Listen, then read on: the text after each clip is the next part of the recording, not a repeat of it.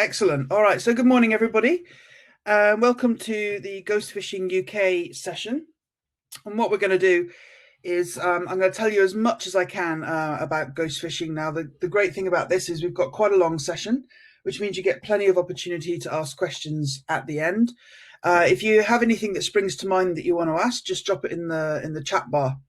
I can't see it because I've got the PowerPoint open on both screens. It's a losing battle here. So at the end of it, I'll close this down and then I'll be able to see your questions and hopefully answer them for you. So it should be, just turn that off. It should be about 45 minutes, something like that. But at the end of it, you'll have a really good working knowledge of our charity, enough to actually join us. So hopefully if you're looking to see what we do and maybe volunteer for something like this, we are based in the UK. We're a completely independent entity now, Ghost Fishing UK. We're surrounded by water, we're an island. So it makes sense that we concentrate. There's enough lost fishing nets and lost fishing gear in the UK to last us a lifetime, really, maybe more. So there's plenty of work for us to get on with. A little bit about me. I don't know if you came to my session last night, but I do quite a lot of things, as well as being a trustee of the charity Ghost Fishing UK. I also do a lot of videography and photography for the charity as well, underwater stuff and topside stuff, and also making little films for public outreach, so that you'll see stuff on YouTube, and on Facebook and stuff like that. We try and have quite a high impact to try and catch the attention of the public and hopefully the government. So I'm a course director of the Ghost Fishing training course. I wrote that way back in, I think it was 2017, 18, something like that.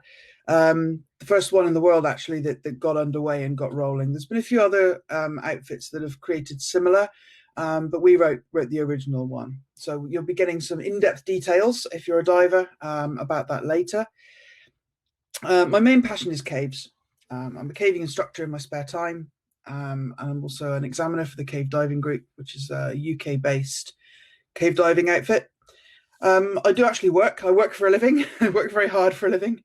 And my trade is paramedic, NHS paramedic. And I also, at the moment, work offshore, which is my dream job as a diver medic, working on a dive support vessel out in the North Sea. Just come back from a trip in Danish waters. So that's what I do. I look after everyone on board and the sat divers as well. So that's what I do as a day job. So I'm away most of the year. And when I come back, I do all this stuff. As I said before, I'm a caving instructor as well. So what I'm going to do now is go through some slides. I'm not going to speak, which is quite difficult for me, but I'm going to just stay quiet.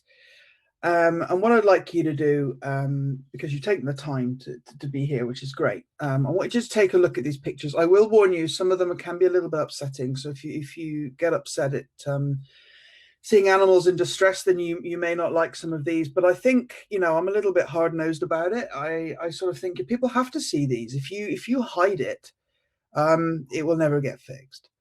So there's nothing too gory, but they're quite impactful. Some images we've taken ourselves, some we've been given by other organizations. I'm just going to scroll through them. So I want you to take a look at them. And this, to me, I chose these images because these summarize, for me, the problem of ghost fishing, the term ghost fishing. And I think by the end of these slides, you'll understand what it means. So here we go.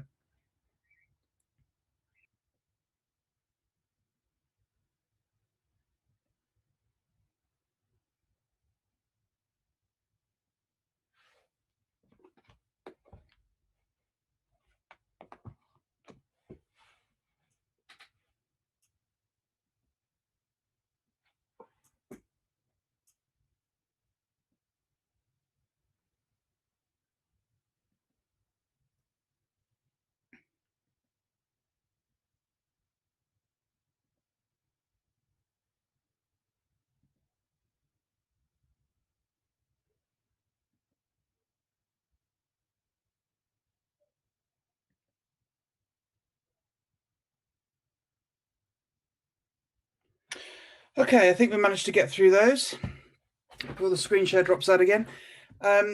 So this is a nice schematic kind of explaining what the ghost fishing cycle does. This was created by the Olive Ridley Project, who kindly gave this to us. We don't want to spend our money on funky graphics. We want to spend our money on getting nets out of the sea. So it's very kind that organisations like this can work together. I believe they've got a talk this weekend as well. So as you can see, fishing nets are getting lighter. They're made of lightweight plastics, a lot of them made of nylon. And what happens is they become neutrally buoyant, basically. And that's the whole idea of nets. They're designed to catch. They're designed to catch and kill in the most efficient and effective way possible. The problem is that when they're lost, for all sorts of reasons, can be weather, can be, other ships knocking the buoys off so that they sink to the bottom, or just float around the ocean if they're neutrally buoyant. There can be all sorts of reasons why they get damaged and get lost. They often, the main thing that we're finding is they get snagged on things. They'll get snagged on wrecks, they'll get snagged on the seabed, boulders, anything like that. So these things will get snagged, get ripped from the boat, and the fishermen have got no choice but to let them go. Otherwise, they'll pull the boat over. So these nets will end up in the sea. They then obviously entangle animals. Large cetaceans especially succumb to ropes from lobster pots and creel pots. You can have strings of creels and lobster pots kilometers long. And that's a lot of rope to be floating around in the sea. And big cetaceans get tangled up in these ropes as well. They sink to the bottom, the thing dies, the nets just carry on. They just carry on floating, they carry on moving. Actually, what we tend to find is that they tend to just stay put. Once they're snared and once they're tangled up, they just get twisted and twisted and twisted into a big matted mess. Other nets will come along, get tangled up in that. So what you end up with is a big tangle, a big mess of different types of material, different types of net. Very, very difficult to deal with if you want to recycle it at the end. So it's not easy, but that's pretty much the ghost fishing cycle. So we as a charity, what we want to do, these are our aims, are to obviously locate. So we need to find out where these nets are, which we do with a reporting system that I'll talk to you about. Survey them, so get proper data, proper citizen science data about these nets. We're not just going smash and grab. We want to actually get proper scientific data from the get-go, from the report right through to recovery. We obviously then want to remove them. Once we've done all that, we want to get them out of the sea. And ultimately, we want to be able to recycle it, or at least put it to another use. Our aims here really are to avoid landfill if we can, because to me, that just moves the problem somewhere else. All right, it's a different problem, but it does move the problem somewhere else. And also, obviously, to keep it out of the ocean. They don't stop working, these nets. Once they're lost, they just carry on fishing. They carry on fishing until somebody stops them. Even if they're not actively fishing, they will still break down into small pieces. And we all know about the microplastics issue. If you don't, there's plenty of stuff out there that will tell you just what a huge threat this is now. Every piece of plastic that goes into the ocean, unless it's removed, is going to at some point turn into microplastics, end up in the ecosystem, end up in us. So it's not great. Our next aim is to educate the public on ghost fishing. It's not just about us going out and being heroes. We want to educate the public and bring this to the public forefront. We started out with a low-hanging fruit, so obviously we stuck to what we knew, which was educating divers about this, getting them to report, getting them to notice nets rather than just seeing it as part of a wreck. And now we've expanded really into the great general public, who I think are just about ready to deal with this, because with the Attenborough programs, Blue Planet, all this kind of stuff, I think the public are really on board with this, and things have changed a lot. I'm finding now that you talk to the public about ghost fishing, they have no idea what it is. Now, you'll mention it. Oh, yes, I know all about that. And they'll tell you about it. And that's great. You're definitely, in the last few years, we've seen a definite increase in knowledge and awareness. I hate the term raising awareness. If I hear it, it's a bit like, as a photographer, they want to pay you by giving you a credit, raising awareness. It's kind of meaningless to me. Education, improving knowledge, and action. That's a bit better than raising awareness. I'm aware it's raining outside. Doesn't mean I'm gonna go and do anything about it. So what we want to do as well is build links between obviously the fishing industry, divers, conservation groups, and recycling organisations. They're all completely different factors at the moment. I think the closest two are probably divers and conservation groups. But even so, not every diver is a conservation diver. Most people go diving for fun. They don't go to do work. They don't go with the aim of contributing to citizen science. And what we're trying to do is encourage divers to say, look, if you see something on your dive, you see some fishing gear, just report it. It takes you 5 minutes, and then you have contributed to citizen science, and it hasn't spoiled your dive in any way. We are not anti-fishing, which might seem a little bit crazy, but we're not. We have to be realistic about this. There's more of them than there are of us. The fishing industry is huge, extremely defensive, and you're not going to win this battle by attacking the fishing industry. Furthermore, most fishing vessels do not lose this stuff on purpose. It's not deliberate. It costs them money, it's inconvenient, and they don't want to do it. It's normally accidental. It's just a hazard of their job. The problem is that, you know, it's quite a big hazard. The estimated figure, how on earth they came to this, I don't know, but the estimated figure is 640,000 tons of ghost gear gets into the ocean every single year. Almost half of the Great Pacific Garbage Patch is made up of fishing gear. So this is a big issue. One analogy that our chairman worked out to try and put this into some kind of qualitative measure, basically, was if you filled the London Underground 3 times over with ghost gear, that's the amount that's going into the sea every year. So it's a phenomenal amount, a colossal amount that you can't even get your head around. Far worse than we thought. And then, of course, we want to train divers to engage in this work. We need a constant stream of divers. The way the diving industry is at the moment, pushing people through courses, collecting cards, you know, people come into diving in 2018, they've given up by 2020. What we're finding is that by giving divers a purpose, they're staying in diving longer. They have a reason to go diving. They enjoy it more.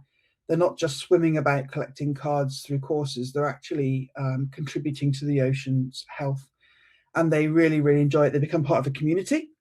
We have a community of over 70 divers at the moment. We're all great friends, and everyone dives the same way and gets on really well. So I would say there's certainly a few individuals I can identify that are excellent divers, brilliant at what they do. They love the ocean, very passionate, and I don't think they would have stayed in diving had it not been for Ghost Fishing UK. I think they just got burnt out. They went through the diving cycle, got as far as they thought they could go. They're about to buy rebreathers and all this stuff because they thought it'd make their diving better. And actually, all they needed was a purpose. All they needed was a reason to go diving. So yeah, there's lots of arms and legs coming out of this charity that we didn't envisage, and it's all good. So this is where we started. We started with an organization, the Ghost Fishing Foundation. It was originally called Ghost Fishing, which was kind of spreading globally. It was going into sort of Europe, New Zealand, I think, is the furthest away. They had an organization. My other half up here, if you look at the picture top right, Richard Walker, he's our chair. He hooked up with Pascal, who's in the middle, who did a dive in 2014, I think it was, 2014-13, in Croatia, pulling a big net off a wreck called the Argo. And Rich came back from that trip and said, oh, this is what we need in the UK. You know, we've got lots of projects ongoing, but you know, we need something that gives divers immediate results. They can immediately see that they've cleaned up the ocean. So he hooked up with Pascal. Pascal brought some of his divers over to us, over in Scapa Flow in Scotland, for a few reasons. Mainly it was because the logistics were easy. We could be on a liverboard. Basically, there's not many liverboards in the UK, but there are in Scapa Flow in Orkney. So we could all be in one place. We could eat, sleep, work from the boat. These liverboards up there are ex-fishing boats, so they've got all these cranes, but they've certainly got winches, and they're big enough to handle that amount of gear, basically. So that was a really good idea. You can dive pretty much every day in Scapa, so you're not going to get blown out. So we had lots of time to go diving. You can dive pretty much wherever you want. But another reason was that the legal issues were less so in Scotland. You didn't need to jump through quite so many hoops in order to remove anything from the seabed. It wasn't really a problem. All you had to do was notify, you know, the Scottish Marine Management, I think they're called, or something like that. You just have to notify them, give them the nod and say, this is what we're doing, and it was fine. Very, very different story in the rest of England, and an even worse story in Wales, unfortunately. So we did this for a couple of years. After 2015, we sort of started to go at this by ourselves. 2016, 2017, I think 18, we were up in Scapa.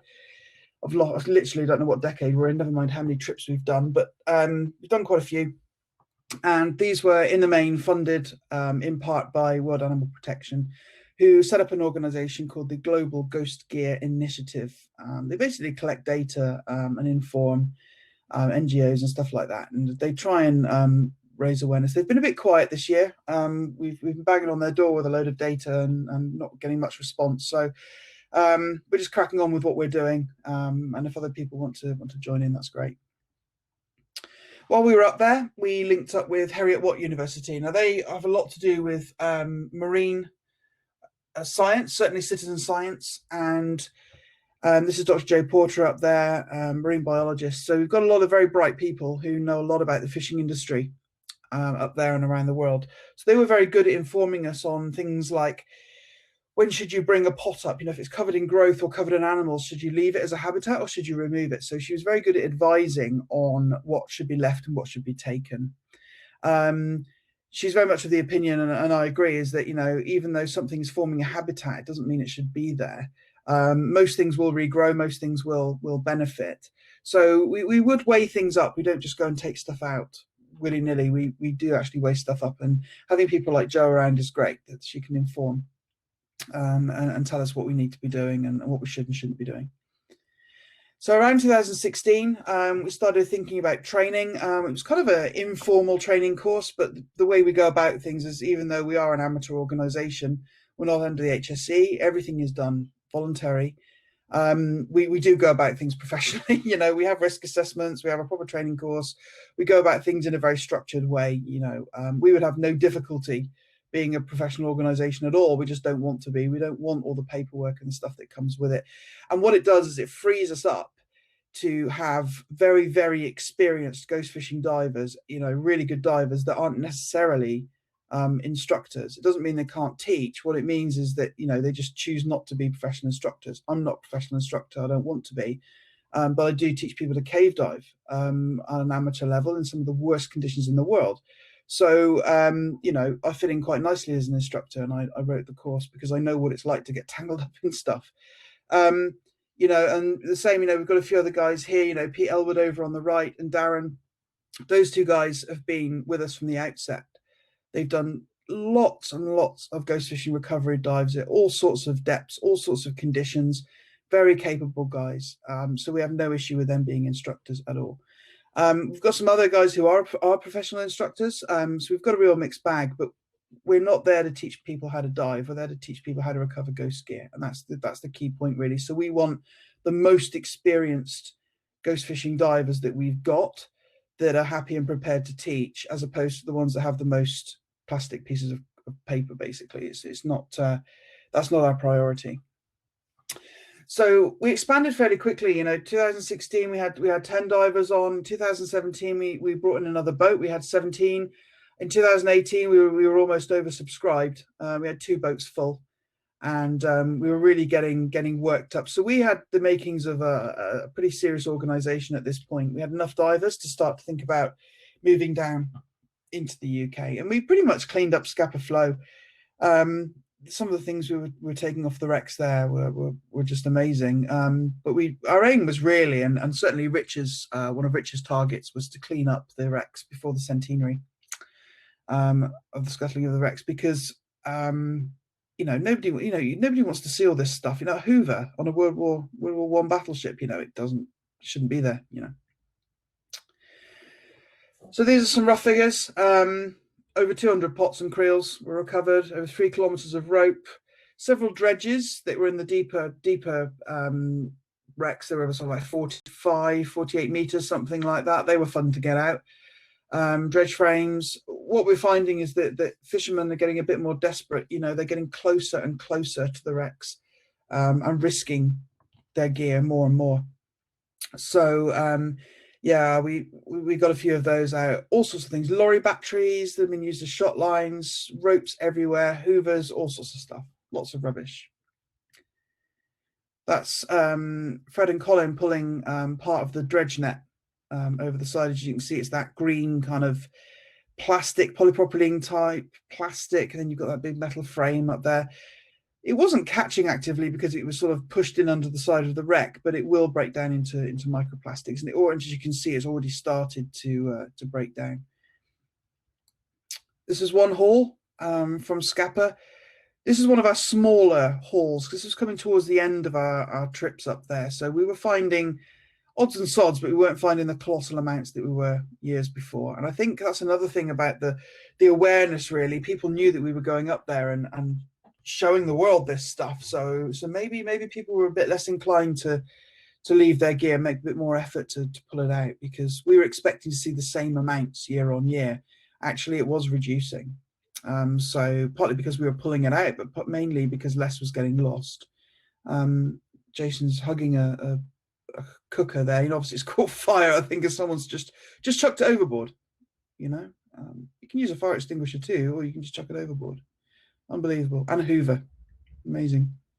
So down in England, we had a different matter. There's a thing called the Marine and Coastal Access Act. We have to go through an organization called the Marine Management Organization to do anything in the sea. So if you want to be dredging, if you want to be building a harbour wall, if you want to be putting something in the sea or taking it out of the sea, you need to get permission. You need to go through these guys. And that includes ghost nets. For some reason, the government had decided, or the MMO had decided, that ghost gear didn't count as marine litter. It was a different entity that needed a license. And we had to pay for that license. We were paying £50 per, I think it was 10 miles square area.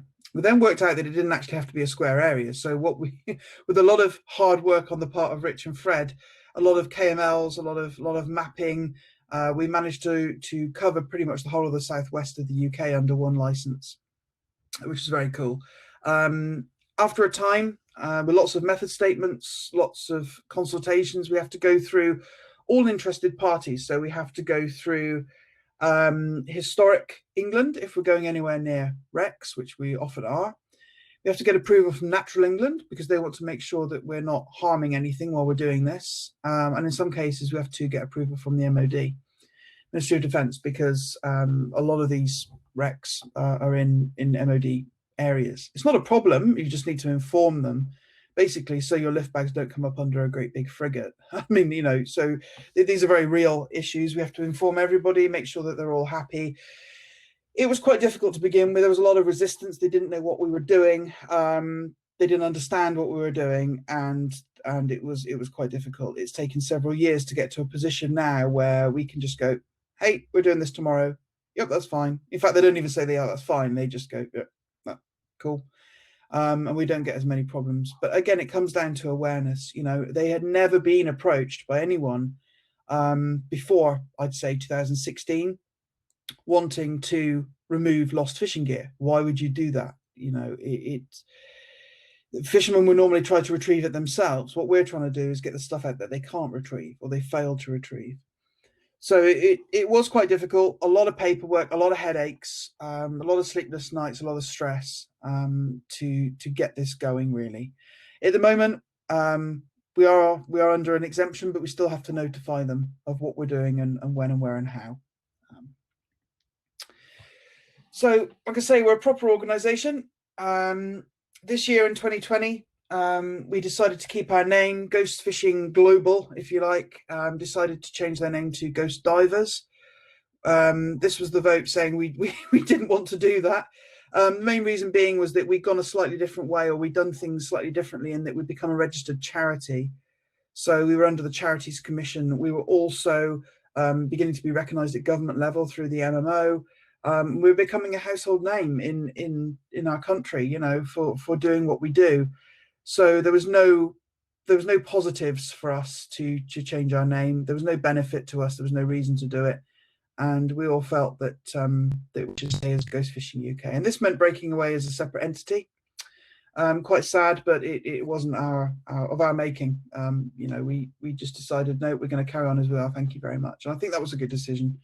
Certainly our members prefer to do it that way. So every year we hold a event. Not going to happen this year, I don't think. We had one back in January. We normally hold it in January when there's nothing going on and nobody's got any money and it's just after Christmas and it's very quiet. I want to get everyone together and get them all kind of wound up for the diving season, really. This was a great event. This was one we started down in Portland. I organised an event down in Portland, which was so oversubscribed we had to bring in 4 boats. And the visibility was so poor, we couldn't get out on the second day. And I just thought everyone would just go home. You know, it's a Sunday. I thought they'd just all disappear and go home and make the best of their weekend.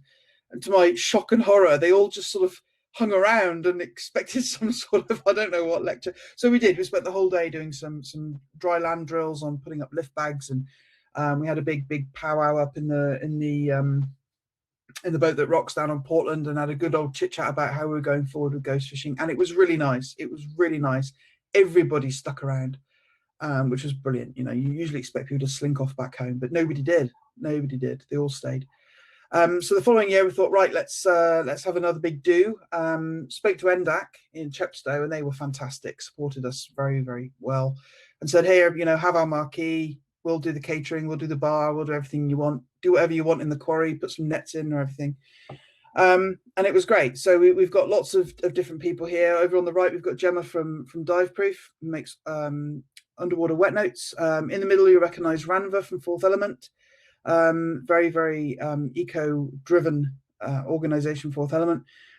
May Doricott, who's the Rolex Scholar, I forget which year.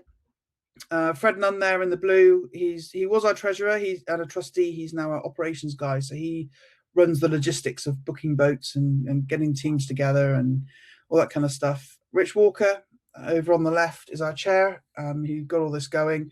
And over on the left, an amazing person called Charlotte Bolton. It's been a long night. Charlotte Bolton, who is the national coordinator for Sea Search. We work quite closely with Sea Search. I think they're a great organisation for citizen science.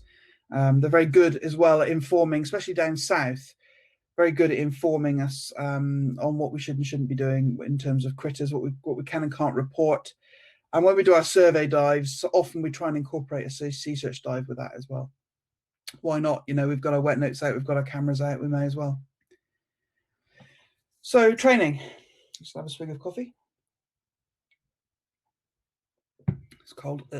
So the training is free of charge. Like I say, we're not under the HSE. We don't charge money for it. We're all volunteer led. So there is no charge. What we do ask people to do is give us a £200 commitment fee. And we set it at £200 because we have had occasions where, well, we had one occasion where one of our instructors took a day's annual leave to come and teach a class. We all obviously took a weekend off. Some of us had to jiggle work around and people were basically, it's costing them money and time to come and teach this course. And on the morning of the course, 2 of the divers decided to drop out and just go to work instead. And that was quite upsetting for us, really quite hurtful. They had no respect for our time or our money or anything like that. It was really rude. So we sort of said, well, if people are going to do that, then you know, we're going to hit them in the wallet, basically. So if you don't turn up on the course, the £200 goes to ghost fishing. It's as simple as that. The divers, the instructors still lose out their time and money, but it's basically a deterrent. It's a commitment fee. It's a commitment fee. You know, if you're prepared to cough up £200, you will get it back when you finish the course. But unfortunately, we were made to do that. It's not nice, but there's no other way of doing it, and it's never happened since. So it's all good. It incorporates 6 modules of theory and 3 diving days. So we've got day 1, day 2, day 3, and it's all run by experienced ghost fishing divers. I'm not going to read all these out to you. You can see them on the screen, but these are the prerequisites as a minimum, an absolute minimum. So it's a case of we won't even contact you to begin a course unless you meet these. Once you've met these, we then sort of start to look for other things. You know, are you the type of person that has the time free to do this? We've got some great divers out there who are lovely, lovely people, and they meet all these requirements. But I know that they can never get a day off work, and I know that they're never free on a weekend. You know, a lot of them work in the NHS like I do sometimes. So you know, there's no point putting someone through a training course if they're never going to come out on a recovery dive. So there's lots of different factors involved in this that we look at. But from a diving qualification and experience point of view, this is the bare minimum. And the bottom one is quite interesting. We want divers to be dived up. We do sometimes get people come out of the woodwork who contact us and say, I've done thousands of dives back in 1970 or whatever, and I haven't dived for years, and I've seen you guys, and I want to come out of retirement and come and help. And we're like, oh, that's very lovely of you, but no. You know, we need divers who are actively diving. They're on the money. They're going out regularly, reporting nets, and they're ready to run, basically. So you know, we do ask for a lot, but we also have really great divers that have come to us as a result of that. So the theory modules cover these basically. They cover an introduction to the charity, which is a lecture a bit shorter than this one. Basic skills. So we talk about the hazards of ghost fishing, obviously being in very close contact with hazardous fishing gear, the sort of stuff you would normally avoid underwater. We're going headlong into it. Team gas management. Gas analysis is very important. Certainly in Scapa Flow, you know, that boat was covered in so many bottles. I mean, stage bottles, deco bottles, twin sets, you know, bubble gas, you know, all this kind of stuff. You have got to analyze your gas. You cannot just go and grab a cylinder and put it on hoping it's there or whatever. You can't do it. It's not allowed. We are very, very strict on that. If anybody on the boat hasn't analyzed their gas and hasn't labeled their bottle, they're not allowed to get in. It's as simple as that. And we will stop them. So that's a biggie. SMB deployment. If you can't deploy an SMB, we're not giving you a lift bag. so that one's quite important. Gas sharing. We were very, very team orientated. So we want our divers to be able to gas share as a matter of course. We're not having anybody bolting to the surface out of gas. Everyone needs to be able to share gas safely. Buoyancy control and propulsion is very, very important. If your hands are full with a camera, with a knife, with a net or anything like that, you need to be able to maneuver yourself without wafting your hands about. So we need to see a little bit of precision there. And streamlined equipment. You know, anything dangling off you will snag a net. I absolutely guarantee you. Anything that can snag a piece of ghost gear will. So, you know, we want our divers to be tidy. You know, we don't want any buckaroos with things sort of hanging off. Everything's got to be tidy, in a pocket, stowed away. Then on the second day, we cover surveying. So now we're getting you working, basically. We get you doing photos, video. If you've never used a camera before, you will by the end of the course. So lots of writing things down underwater, noting things, thinking and working underwater. And that's quite a full-on day, you know. Some people find it easy, some people really struggle. So surveying is a very, very important day. And you also get an opportunity to repeat the skills from day one as well for a bit of polish. And then on the third day, it's quite a big step up again, is all about recovery. So you'll be carrying a stage bottle, where we never use our breathing gas for lift bags ever. That's killed a lot of divers doing that. So we always carry a separate stage bottle.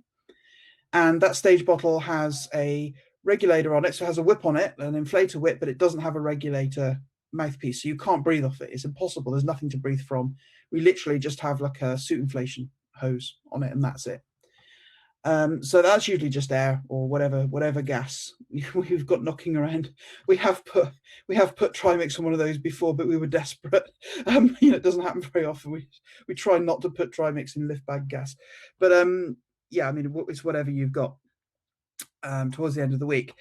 So you'll be carrying stage bottles, carrying lift bags, carrying knives, and getting in and stuck in with that ghost gear. So it's quite a steep course, this one. Quite often when you get to day 3, there's a lot of stuff going on that divers have never done before.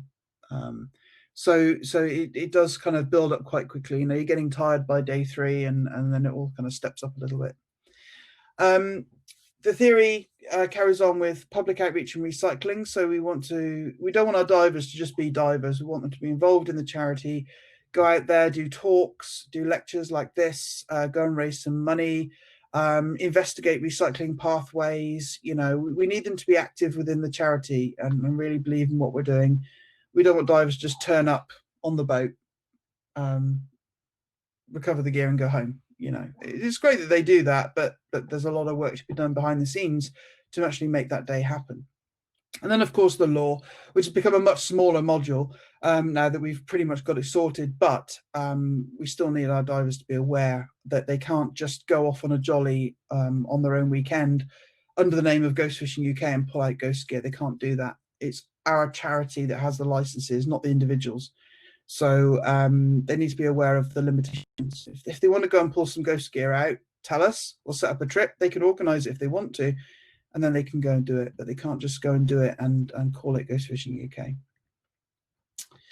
So I've been through these really. 3 days diving, basic skills, planning, surveying, and team roles.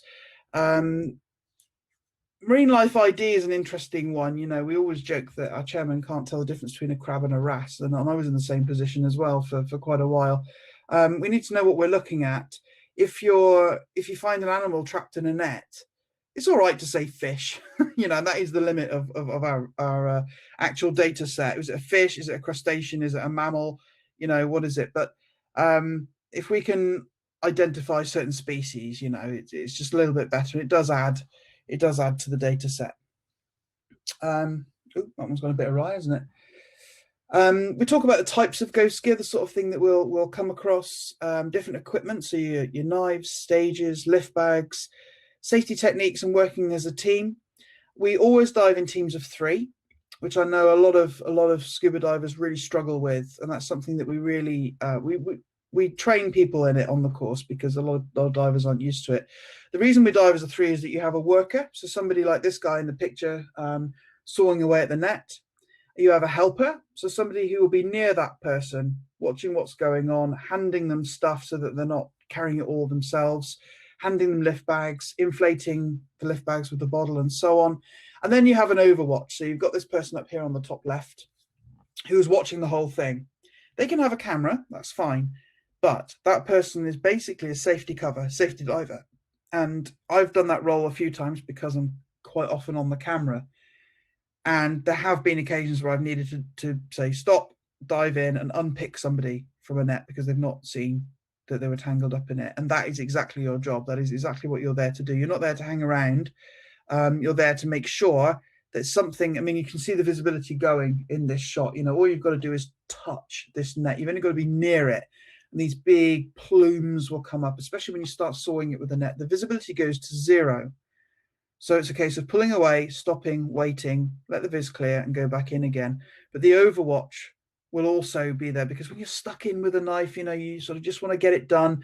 The overwatch will come in with a clear head and say, hey, stop, come on, out of there. Let's leave it for a minute. So it's a very active role. It's not a passive role. It's a very active role and very important. So we have 3 people on every recovery dive. A survey dive you can do as a buddy pair. That's fine because you're not getting in and dirty with the net. But on a recovery dive, always 3 people. And then we've got the ghost gear recovery in water module, where you deal with live ghost gear. Creels are dead easy. So for practicing putting up lift bags, training people to put up lift bags as they are in this picture with a stage, dead easy. They're heavy enough to warrant a lift bag. And quite often we set up like a shot line to the surface so that creel can go up and down all day. So it's not a problem. Definitely team awareness, going through your procedures in a fairly benign environment.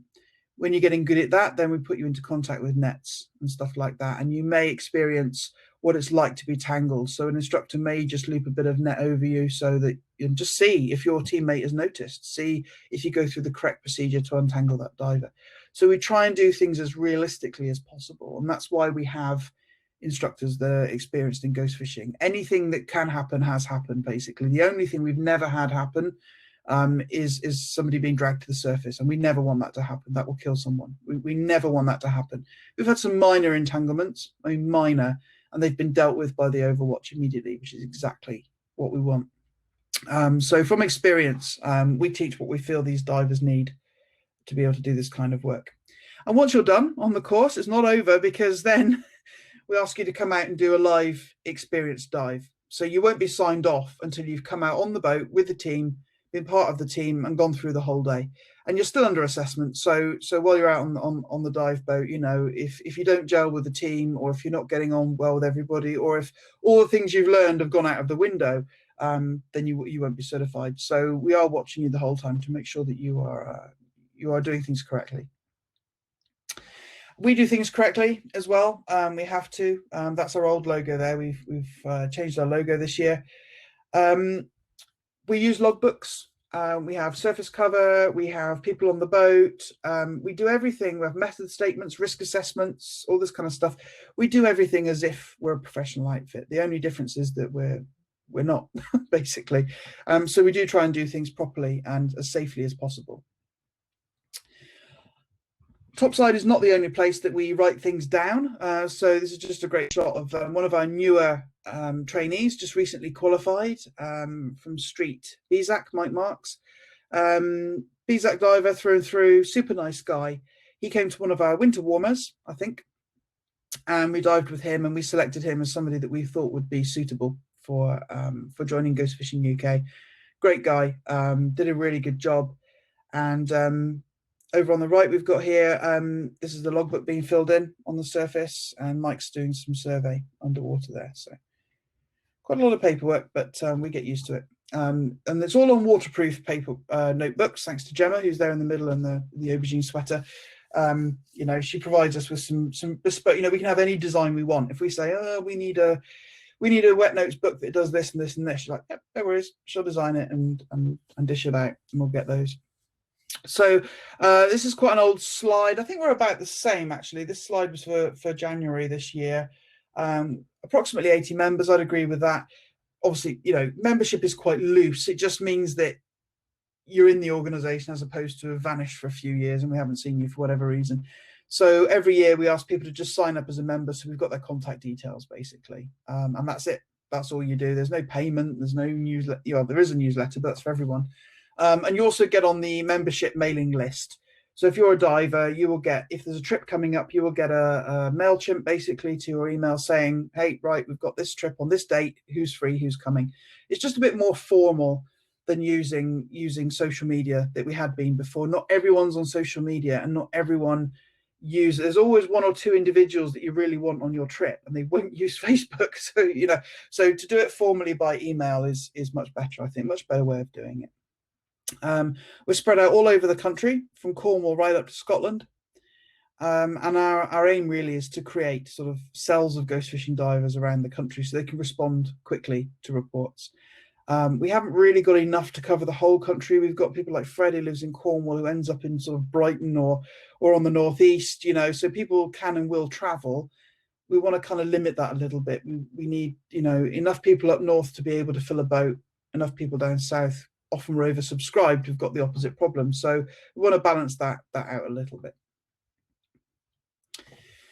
So just kind of a bit of a summary of other stuff we've done. Obviously, we're a registered UK charity, member of the GGI and the Cornwall Plastic Pollution Coalition, which are a great organisation, because there's loads of different groups all over Cornwall trying to do the same thing. So what they did was just pull them all together, basically.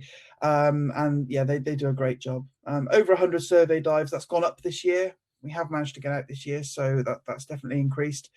Over 50 recovery dives, I think it's more like 60 or 70 now.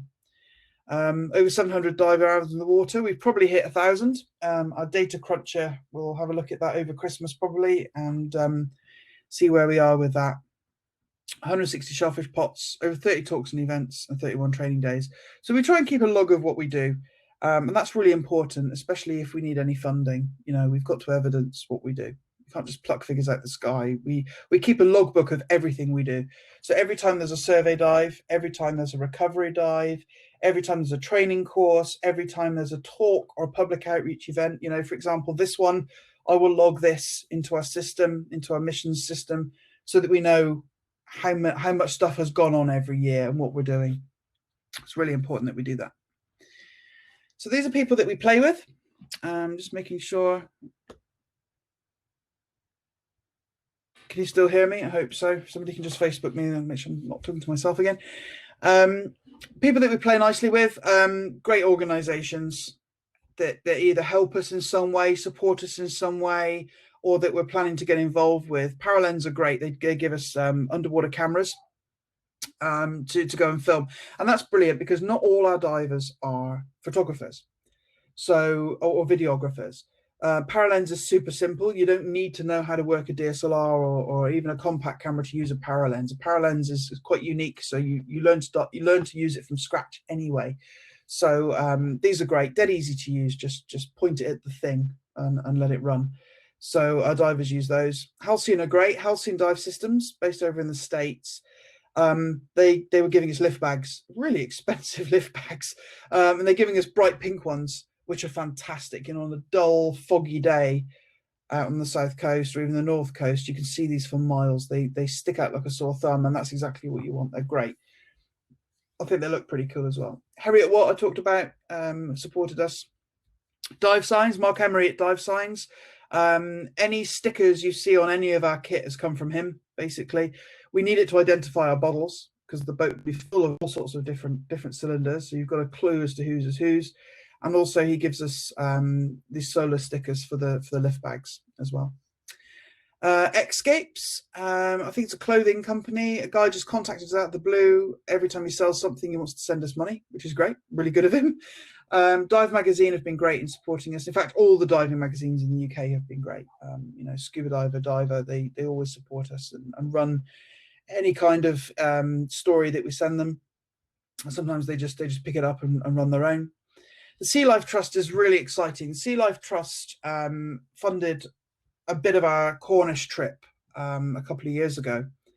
They run the Cornish Seal Sanctuary down in Gweek, and they also run the Beluga Whale Sanctuary, which you may have heard of in the news recently. They've had a real tough year with COVID. You can imagine the money to rehabilitate all these seals and look after them. Some of them are resident; they can't be returned to the wild. Without the footfall through their sanctuaries, they've got no money, and I don't know how they're feeding these seals. And they've been doing a brilliant job online of videoing the seals being fed and rolling over and doing all this kind of stuff. They've done as good a job as they can do, really. They were going to fund us on a trip this year, but we haven't asked because their need is better than ours right now. So but they are a great organization to deal with. So hopefully when COVID is gone off, we can start picking that back up again, because we love working with them. They don't ask for anything. They just love working with us, and we love working with them. So Sea Life Trust are great.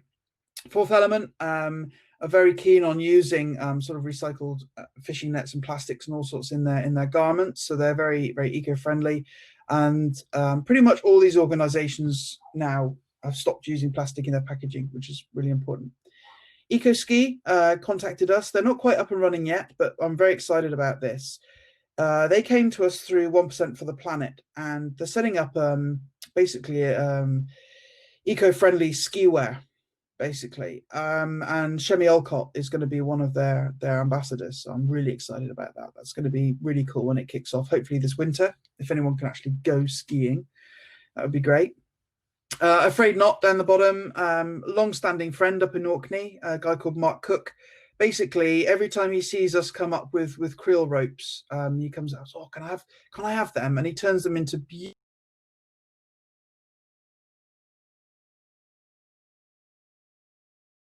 out of it. Scotland based, but he does make some great stuff and sells it and gives us a few quid, which is great. Now this one that you can see there, I don't want to say too much about this because it's not up and running yet, but when it is, it's going to be phenomenal. The guy who runs it is a saturation diver, actually, and I work with him out in the North Sea, and he was wagging his tail all trip to come and talk to me about this. He went on a recovery dive, basically, for a ship that had run aground off Arran, and it was full of plastic, absolutely full of plastic pieces. And his job was to go in and do some recovery stuff in there. So he gathered up a lot of this plastic, melted it down, made a mold, and started making flower pots. And he's now aiming at the Chelsea Flower Show. This is going to be big, and the pots are beautiful. I mean, really, really nice. He's already got some places lined up to sell them.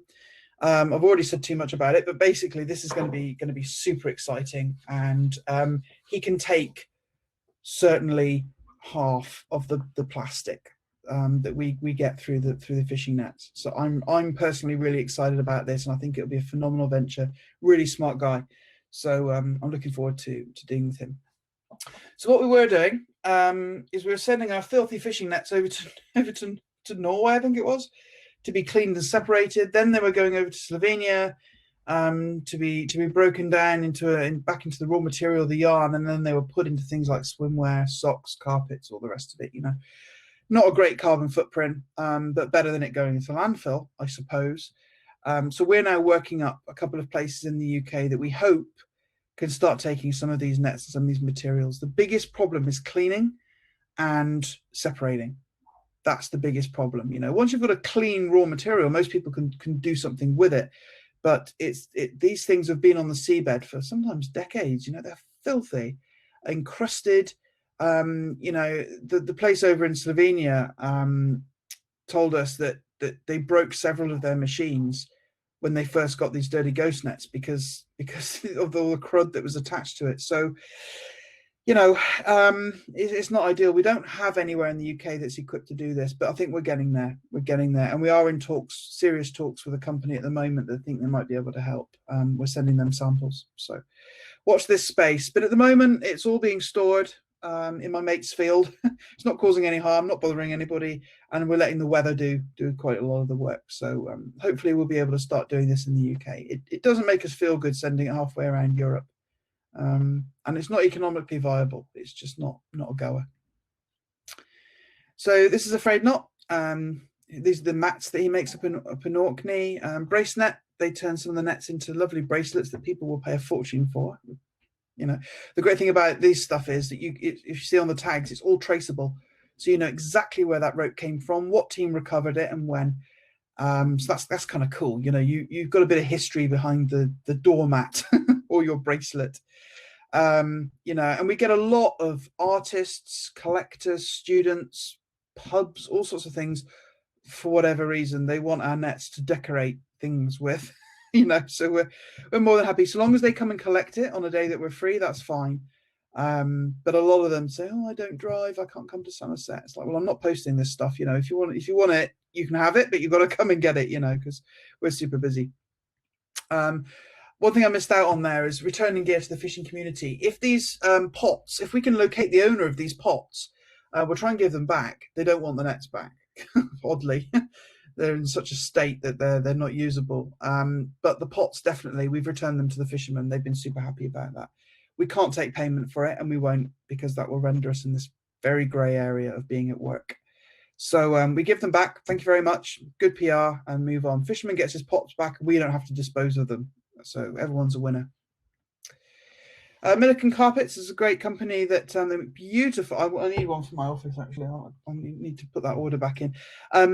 But they make carpet squares and office carpets, beautiful stuff. They gave us some squares for our stand for our live dive show, and absolutely beautiful stuff. And a lot of it, I think the majority of it is made out of upcycled fishing gear, which is great.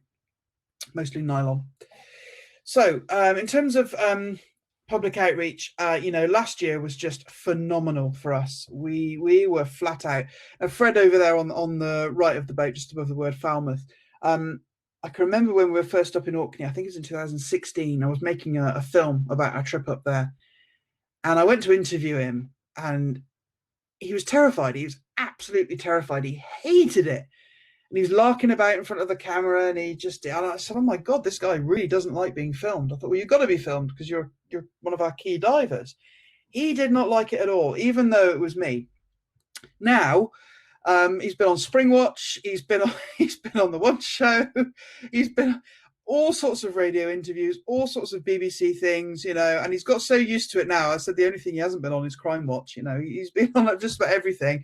And now he's just like, yeah, I've got to do another interview. What time is it? 5 a.m. So he's quite used to it. He's been on Sky Ocean Rescue, Sky News. So it was an absolute whirlwind for us last year. This trip was crazy. I'd just come off a rig, I think I'd just come off an oar rig somewhere, and because obviously there's no mobile phone signal out there, flew back in on helicopter, got in, picked up my bag, turned my mobile phone on, and I got a missed call. Then I got another call saying, "Oh, hi, this is the producer of the One Show. Can I have a chat?" And I was like, "Yeah, I'm on my way."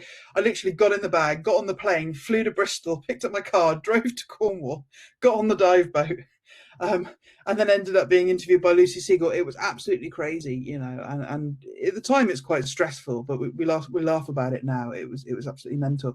And this guy just behind me, me with the red suit and the bandana. The guy behind me is the director, sorry, of the One Show. He was in awe of what we were doing so much that he asked for a pair of gloves. I think he got a pair of wellies from somewhere, and he was there on his hands and knees pulling that net in, which was just brilliant to see. So that was phenomenal. That was a really great show. We've got a copy of it. If you go onto YouTube, I think it's on our YouTube page. Just look for Ghost Fishing UK on YouTube, um, and that snippet that we did on the One Show is up there. It was really good. They had a drone up and everything. That's me being interviewed. Now I love this because I was learning so much about videography. This girl. I mean, look at all her sounds. She's just doing the sound. Look at all her stuff. And I was like, oh, I need to learn about this. And I was asking, I thought, well, I'm here with the professionals. I'm going to milk them for all the information I can about how to film and video stuff, just to make my own films better. So that was a great day. Lucy Siegel over on the right, a real environmental advocate and TV presenter. So public outreach, another thing we did in Cornwall. This is one of our divers, Jason, cutting a giant seal out of a net. We went down to Cornwall in the height of the school holidays in August to try and capture as many people as possible. We just set up a stand on the beach, set up stands at the seal sanctuary. They just gave us free reign all day to do whatever we wanted to do. Getting little kids dressed up in dive gear and all sorts of stuff. It was absolutely brilliant. And with COVID, we can't do any of this stuff. We can't do anything, and it's heartbreaking, really heartbreaking. Look at them all. We can't do that now. It sucks. It really sucks. Dive shows, physical dive shows. The one in Birmingham, we needed a week off after that. It was absolutely exhausting, but it was brilliant. Diver or Diver Magazine, Birmingham dive shows gave us the main stage for both days, so I was able to give talks on there. And the guys on the stand were learning because they were like, right, Christy's wrapping up in 5 minutes, brace yourself. and the stand got absolutely swamped. We raised a lot of money that weekend, got a lot of divers involved and engaged, and we still have people coming up to us now saying, oh yeah, we met you guys at the dive show. Did you? I don't remember. I saw hundreds of people that day, but it was absolutely phenomenal event. We were umming and ahhing about going because obviously it costs the charity money to be there. So if we're going to spend money on that kind of stuff, we need a return. And it was just absolutely brilliant. Best thing we ever did. And down on the bottom right is a setup on a beach down in Cornwall. And we gave a talk to a load of kids on the beach, got them doing litter picks, and they were all coming back with buckets full of litter and fishing gear and all the rest of it. And I have to tell you this story because this was just, I mean, our jaws were on the floor. These two little kids, I don't know how old they were, maybe 4. The little girl was maybe 4, and her brother was maybe, I don't know, 9. I don't know how old kids are, but basically there's a little girl and her older brother, and they came to the talk that we gave on the beach, and they went off doing some litter picking, and they came back to us in the afternoon with a £20 note, and they came and they gave it to us, and they had their announcement already, and they said, we'd like to give you this £20 because we really love what you're doing and you're saving all the animals. This is our ice cream money for the week, and we'd like to give it to you. And myself and Emma tried not to burst into tears, and we were like, you should probably check this with mummy. So we got hold of mummy, and mummy was like, no, that's their ice cream money for the week. I thought, Christ, how much are ice creams these days? But anyway, she said, and they've made the decision. They've been weighing it up all day, and they would like to give it to you. So we're like, okay, so we gave them a load of stuff in return. But anyway, that kind of thing, you realize the impact you're having. And yeah, it was pretty special, that pretty humbling. So after a week in Cornwall in 2019, that was our haul. 540 kilograms, I think it was, if I'm right. And that was just from, I think it was for no more than 5 days diving, mostly from the same wreck. And you can see it's a mixture of materials. It's a operating that is going to be a lot of fun, and you can see all the crud and all the encrusted stuff on it. You know, some of that net has been down a long time. A lot of it's plastic, some of it's nylon. Filthy mess, absolute filthy mess. And we keep finding this stuff on the same wreck. So that was a pretty good haul for the week. Just a reminder of why we're doing this. You know, it's still happening. We get images sent to us quite regularly of animals that have succumbed. Some survive, some don't. This was G.I. Joe. He's one of the seals at the Cornish Seal Sanctuary. He did survive. They managed to rescue him, but that's how he was found. They rehabilitated him and got him in. We're kind of in the same, not in the same position, but in terms of raising money, you know, it costs the Seal Sanctuary about £1,000 from start to finish to rehabilitate a seal, and it costs us £1,000 roughly to survey and recover a net. In terms of boat costs, that's not including gas, that's not including travel, accommodation. We pay for all that ourselves. So you know, so we're looking, you know, to it's very expensive. Fixing this is very expensive. Here's another thing we did. This chap, go and check him out on Instagram if you haven't seen him already. Mini beach cleaner. Just looking, mini beach cleaner. Young lad. I think, is he 11 now? I don't know. Like I say, I can't work out children's ages. I haven't got any. But this young lad, pretty much every day, goes out on his local beach. He lives in Cornwall and cleans up litter and makes artwork out of it. And it's beautiful, beautiful artwork. And he vlogs it in the local shop, and he's absolutely brilliant. Great kid. And we got to know him and his family. And we said, wouldn't it be great? Wouldn't it be great while we're in Cornwall if we could hook up with him and take him scuba diving? So we did. A Porthcerris down in Cornwall were fantastic. They said, yeah, sure, you know, have our pool. You know, we're diving with them anyway. And so, yeah, mini beach cleaner got to dive with Rich Walker of GUE on his first scuba dive.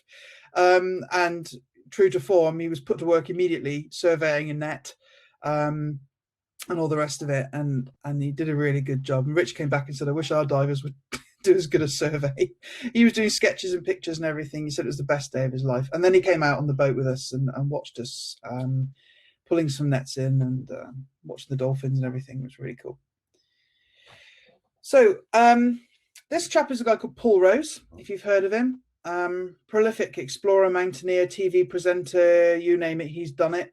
Infectious guy. I mean, really his enthusiasm is just unbelievable. He's always smiling, always laughing. Just such a nice bloke, and he's achieved so much. He's been on Antarctic surveys, he's done everything. And again, he's very good at public outreach. So we invited him to be an ambassador for Ghost Fishing UK, and I think it was a great choice. Super lovely guy, and he's always been a supporter of us. You know, he's always looked at what we're doing and saying how great we were, and he's hard to pin down. You know, he's like a bar of soap. He's so busy, and we're busy, so it's very hard to pin him down. But we finally caught up with him at the dive show last year, and super guy. So we've got him on board, which is fantastic. So I'm just going to wrap up in a second so we can get some questions and answers. If you're a diver, then we need you to tell us where this ghost gear is. That's the most important thing. You don't need to be a scientist. Just if there's a fishing net on a wreck, it shouldn't be there. So tell us about it on our reporting system. You can come and crew on our boats. We've got people queuing up to come out on dive boats in British weather to come and help us pull the net in. And that's really, really important. At the moment, COVID has kind of stalled that because we're limited to the number of people we're allowed on the boat, regardless of whether a diver or a helper. So at the moment, working on the boats is really hard, you know, because you've got less people on the boat doing more work. So hopefully when we're allowed to fill a boat again, we can get more helpers on the surface. We need you to shoot some video. We can give you training in how we want it and how we want it done, what to shoot and stuff like that, what orientation and stuff. We'll give you some gloves and some wellies and a knife and a crack on, you know. Yeah, it's very, very satisfying. Definitely sign up to our newsletter if you haven't already. Just go to our website, just look at Ghost Fishing UK, go to contacts, and you can sign up to our newsletter, and we send it out periodically. You won't get spammed, I can assure you of that. We're too busy. You will not get spammed. You'll be lucky to get one every 3 months, but when you do, it's extremely high quality. Our guy Martin Maple does all that, and he does a phenomenal job. Lots of blog posts, so you can see, if you donate to us, you can see where your money is going. You get the stories back, and we really like doing that. And of course, social media. Well, across all social media, we've got a great media, Karen King, we call her Dolly. She started out with 2-minute beach clean. I think she still does do their media, but she had a bit of space basically, and I hired her on the spot because she's just phenomenal at what she does and very good at reaching out to the general public, not just divers. So that's an imprint of our form. That's our Ghost Fishing form. So you just go to our website. We've changed the logo, obviously it's a different picture now. You just go there under contact, and it just says report a ghost gear sighting. It's very, very simple. Just put your contact details in, your name, and then it just goes through the process of you know, what did you see, what was it like, tell us where it was, and all that kind of stuff. One such report was 3 actually. We got 3 sort of reports, mostly by word of mouth. Only one person put them in on the reporting system, but between the three reports, we got a pretty good fix on where this net was. Nets on reefs are quite hard to find. You can end up swimming around on HMS Seabed for quite a while looking for nets and not finding them. But this one, we found it within 8 minutes because we had good information, good marks, good descriptions from the divers. They knew where they dropped in, they knew where they'd been. And that's really important. And you can see in this picture just how long this thing is. As you look to the left, you've got the lift bags coming up. As you move across the top of the screen, they're still going. This thing was, how long was it, Fred? I think it was about 200 meters long, just over. I'm sure Fred will message me in a minute and tell me how long it was. It was just over 200 meters. Fred's a nerd, so Fred will go home and measure this stuff. Right? You know, he'll sit there in his garden measuring it. He doesn't have to, but you can't tell him. He really likes doing it. This is just one animal, high value fish. I think it's a pollock. You know, that got caught in it and died in it. This is one of the biggest trips we've done, and it was done during COVID. So you can imagine, you know, boiling hot day, face masks on, and a net stinking of fish. Fantastic. Doesn't get any better than that, does it? But it was an amazing haul. We were on that boat for 2 hours, picking 119 animals out of one net. It was causing a phenomenal amount of damage, that net. On the same trip, we did a 5-day trip this year. Basically, instead of doing a week-long trip in one place, we moved around. This was in Lyme Regis. The local skipper, we'd never dived out of Lyme Regis before in Dorset, so this was a new one for us. A new dive boat, small boat, thank goodness, because, well, we were just bringing up baskets and creels, basically. I don't think that boat would have been able to handle a big net, but we only had sort of 5 or 6 of us.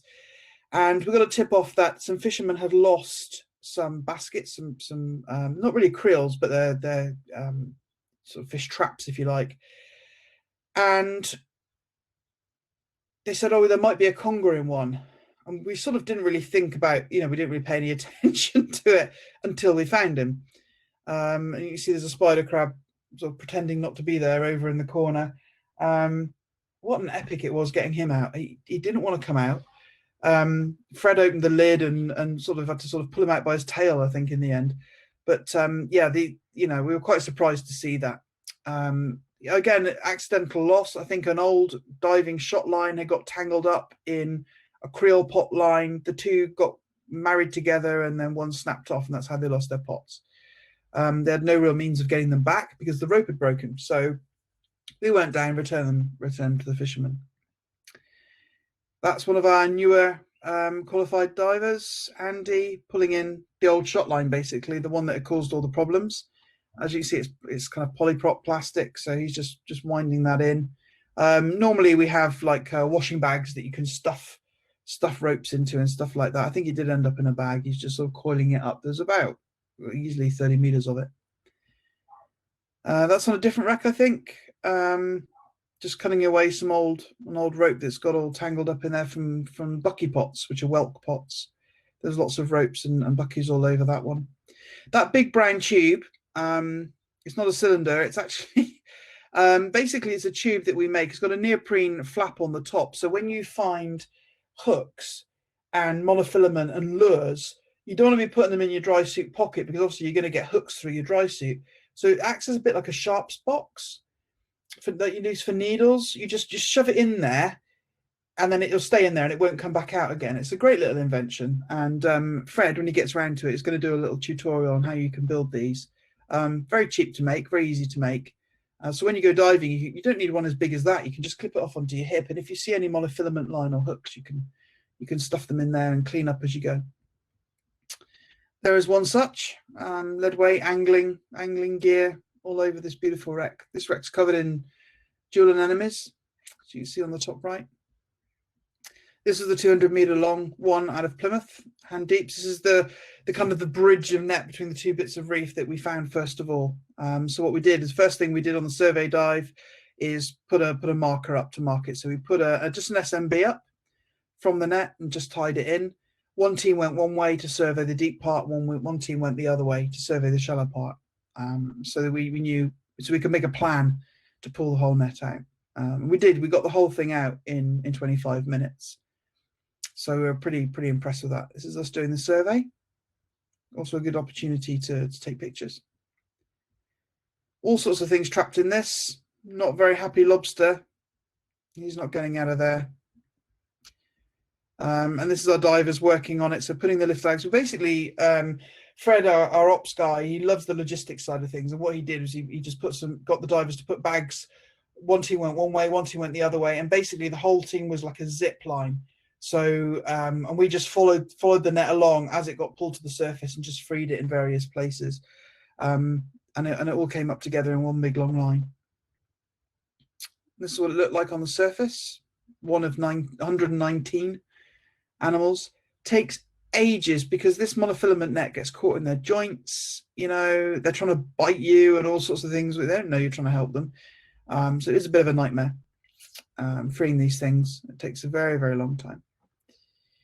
So I'm just going to show you a little video now. I'm almost finished. This video is available. Is it available? No, I haven't put it up on YouTube yet, so you're very privileged to be able to watch this. This is just a little AV to give me a bit of a break. Hope you enjoy it.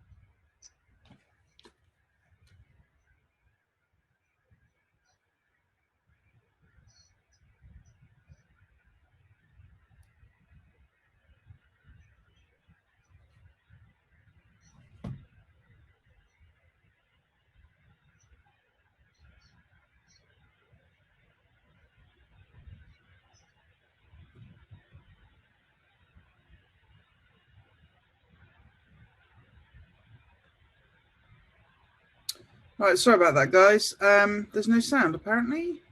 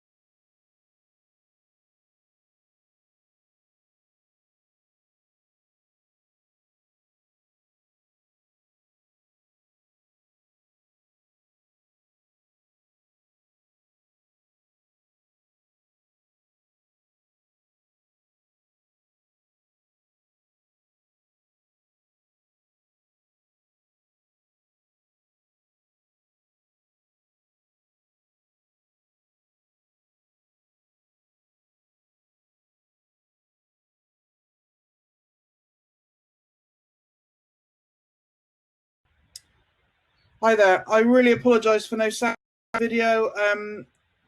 It's not us. It's not us. I think the number of problems we've had this weekend, I think it's pretty clear where the problem lies. Yeah, I've never not been able to show video sound in my life. So yeah, apologies for that. What I am going to do is I'm going to pop that little video up on our playlist, on our YouTube playlist, so you can see it in your own time. And there's lots of other really cool stuff there as well. So myself, I'm here. We've got Fred Nunn, who's our trustee and operations guy. We've got Chris Hawes, who's one of our divers. I think Paul Griffin was around earlier. So we've got a few of our divers here. If anyone has any questions, you're very welcome. I don't know if you're able to join with your audio. You should be able to. So just there should be something on your top right that says join with video and audio or something to that effect. And then we can talk like real people rather than the chat bar the whole time.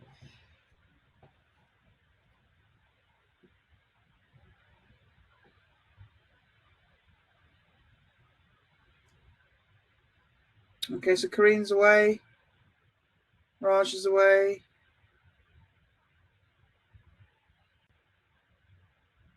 There's Fred. Ah, cool. Martin from Olive Ridley Project. Hi, Martin. Are you still here? I've got Martin's contact details. He's offered to give a cool. talk. Cool. On the project. Yeah. Awesome. Okay. Is anybody else around? Or are we done? We've got 8 people in the room, I think. Okay. Can have a meeting. Just have our own meeting, can't we? Hey folks, how are you doing? You all right? Yeah. Okay, well I think everyone's gone off. So I'm probably just going to stop the session. Most people have just gone to another session, so. Yeah, it's a busy day today. We'll be in our booth. Different people on and off throughout the day. So any questions can be answered over there. Well, at least the screen share worked, but you know, I had a feeling. I just thought, you know, as soon as I press this, you're not going to get any sound. Yeah. It just doesn't seem to be able to cope with anything. It can cope with one thing at a time, but nothing else. And if you're going to run a conference, it needs to be able to cope with everything, you know. How's Madel? Hi, Madel. You're very welcome. Where do I know you, Madel? I know your name. Where are you based? You in the Philippines? Yeah, that's where I remember you from. I'm trying to get over to you. Yeah, that's right. I was trying to get over to you guys next year. Trying to book myself a holiday in the Philippines. I'll have to come and see you guys. Are you still running that Thresher Shark project?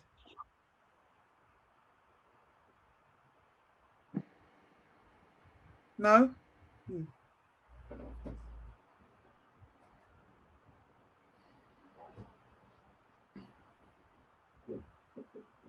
Cool. I love that, Madel. Yeah, I've never been to Asia, so I'd really like to come over and see you guys.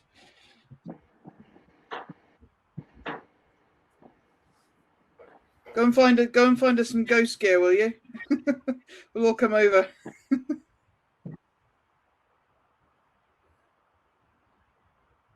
Lots of them. You fancy that, guys? Fancy a trip to the Philippines? I mean, yeah, I wish I could afford it. Yeah, me too. And if we can get a sponsor. Absolutely.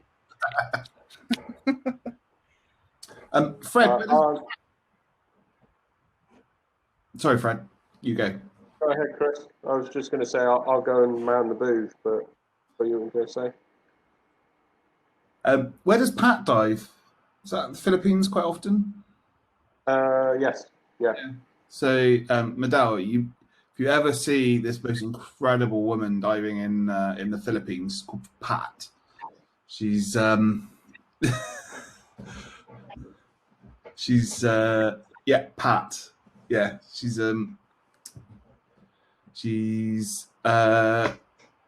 I've never met someone who's so young at heart.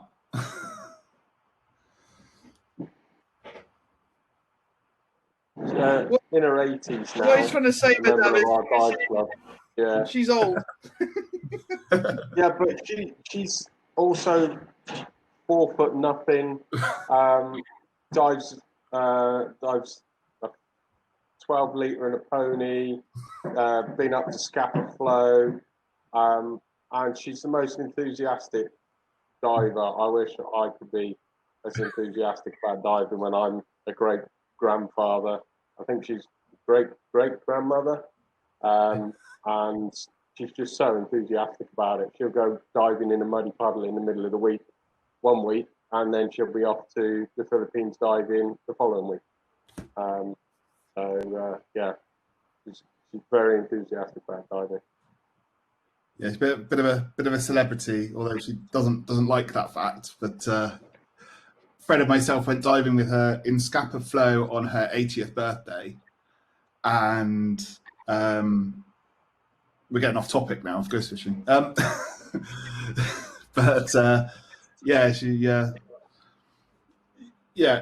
she wanted to dive a battleship on Scapa Flow and then go and have a curry and some beer. And that was what she wanted for her 80th birthday, and that's what she did. Right, I'm popping over to the booth before we hijack this and talking, reminiscing about our club diving. See you later. Cheers, Fred. Yeah, I'm going to end this session and then go over to the booth as well. I'll see you there. Cool. Touch you in a minute. Bye.